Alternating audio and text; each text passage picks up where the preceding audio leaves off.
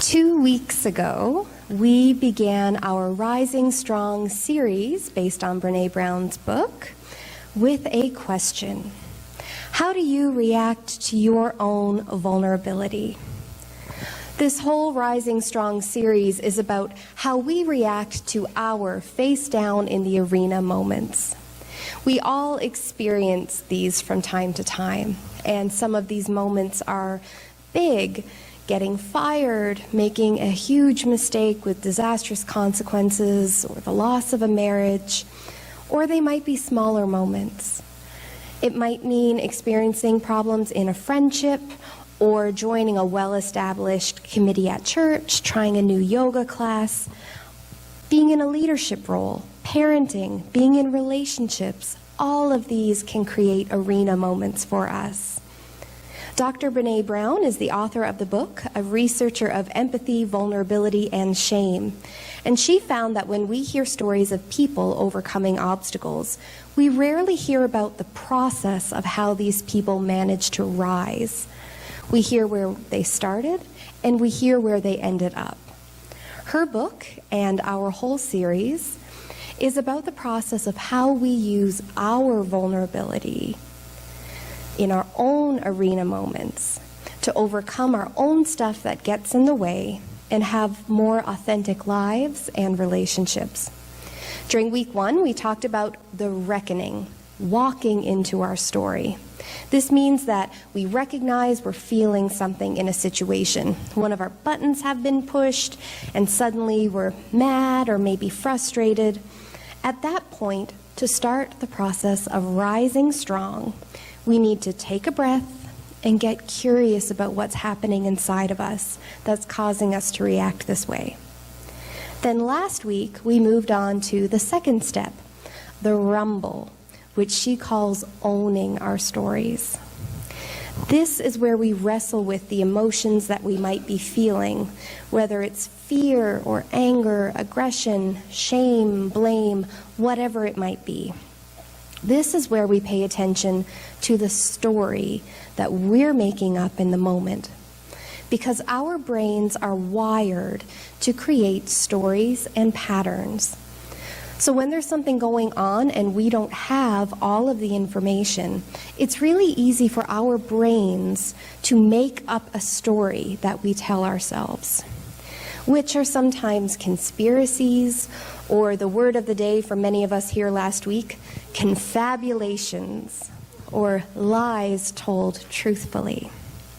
We used the hypothetical story last week about me seeing Elaine in the grocery store, smiling and waving, and Elaine not responding and walking right past me. I might immediately become anxious and feel insecure. I may notice that my heart is beating faster, and all of a sudden I might ask myself questions like, did I do something to make her angry with me? What's her issue?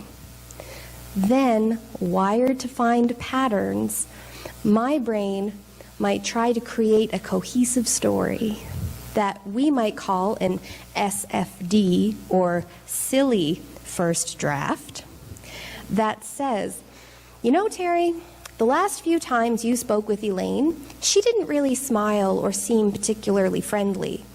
Maybe you did something that caused her to not like you ages ago, and she's just polite at church because she has to be. And then I might totally spiral and completely believe this silly first draft, this SFD that my brain has created. I might suddenly begin to feel uncomfortable when Elaine is around.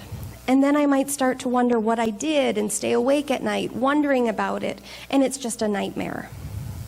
But if I were to choose the process of rising strong, I would notice that this is a face down in the arena moment. I would slow down, I would take a breath, and realize that the story created in my brain is simply that, just a story, not based in fact.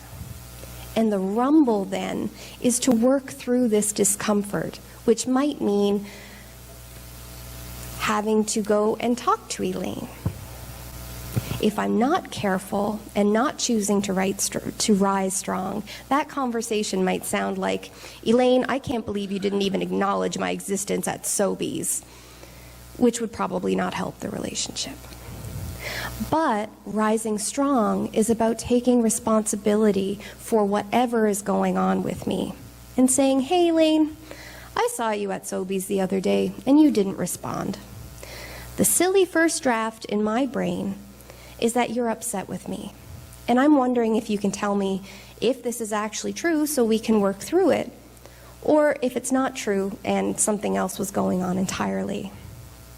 This act would have allowed me to bypass the silly first draft and lead to me writing a braver ending to this story. So this is the reckoning and the rumble. And the revolution, what we're talking about today, is what happens, step 3 of the process, when we simply put this into practice over and over and over again. And so right now, we have another clip of Brené Brown discussing this in more detail. Is simply when this process becomes practice. I get it. Just like anything else that's worthwhile, it has to become a practice. Yes. And so the revolution is turning things upside down so uncomfortably that you can't go back. We use it with our kids, we use it with each other. I use it with my team. It's taking responsibility in the world for your own emotions and not allowing yourself to project your stuff. Yeah. And make it about somebody else ever. Right. And let me tell you.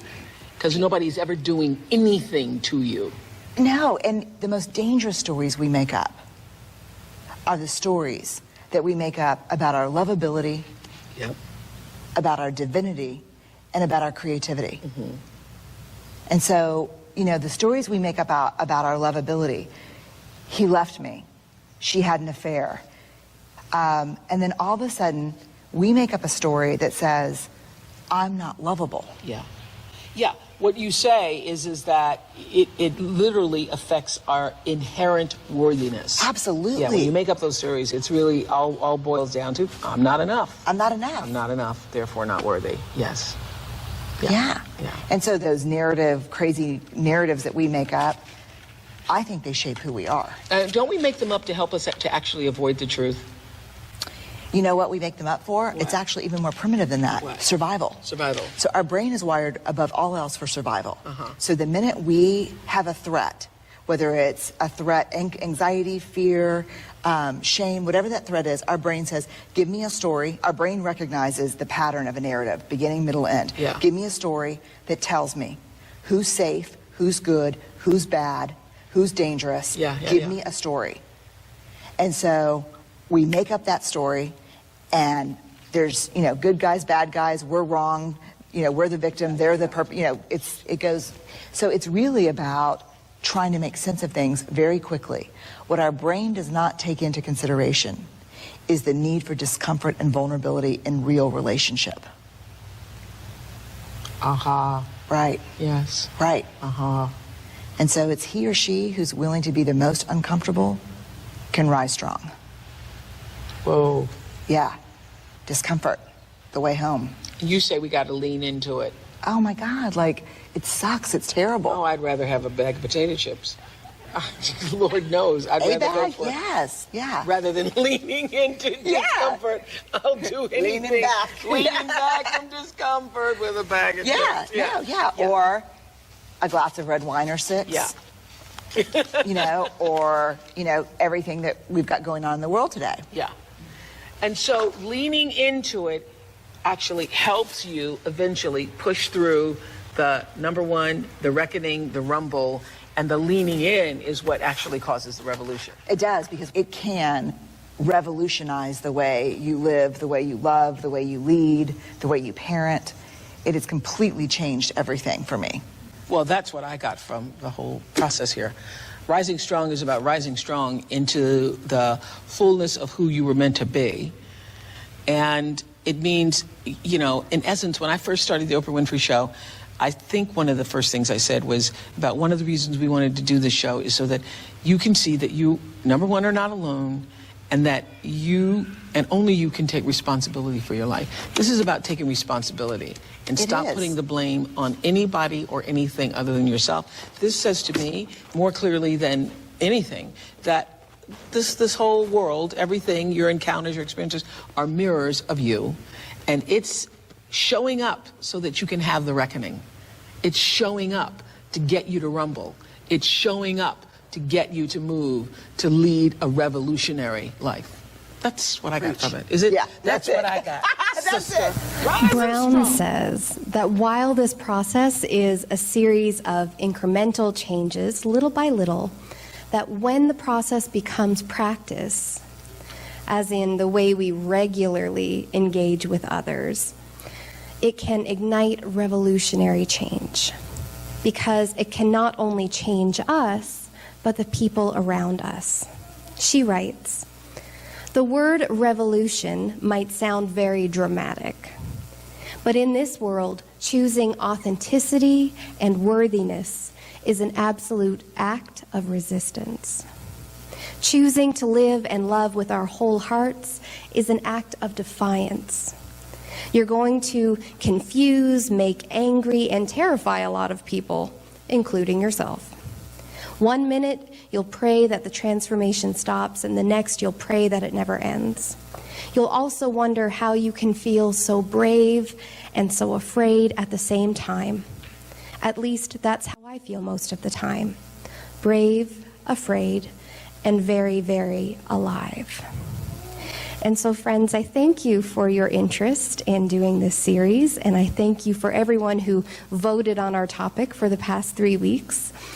I would like to challenge all of us to choose to rise strong in our interactions with one another, whether at church or at home, in our communities, and in our world. It's my hope that we've all learned something, and maybe that we've learned something about ourselves as well.